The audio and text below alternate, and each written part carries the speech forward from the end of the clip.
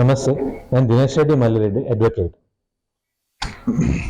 చాలా ఆశలతో being a differently abled person, చాలా ఆశలతో 2006 డిజబిలిటీ యాక్ట్ ఎన్ఫోర్స్మెంట్ అయిన తర్వాత ఈ కోర్సులో బయట అవకాశాలు లేక అడ్వకేసీలో ఒక నోబెల్ ప్రొఫెషన్ చాలా ప్యాషనేటెడ్గా లా చదువుకొని ఎన్రోల్మెంట్ చేసుకొని ఇక్కడికి వచ్చి అవకాశాలు దొరకలేదు.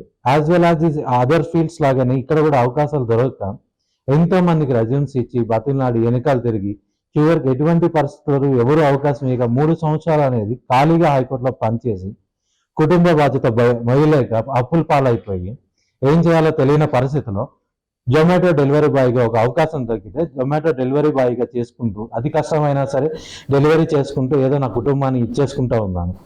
అటువంటి సమయంలో రాపోల్ భాస్కర్ గారు ఇవన్నీ ఎందుకు, ఇంత కష్టపడిన పని ఎందుకు చేస్తున్నావు, రా మన ఆఫీస్లో జాయిన్ అవ్వు అని చెప్పి పిలిచారు.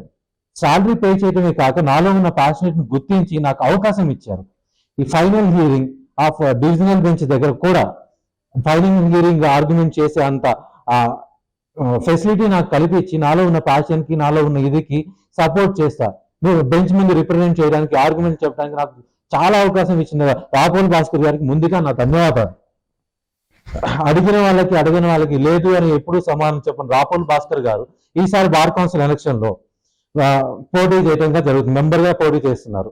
My senior advocates, my colleagues, my advocate brother and sisters, I humbly request you to please cast your first preference vote to Rapol Bhaskar గారు for the good welfare of our association advocates from all over the state of Telangana.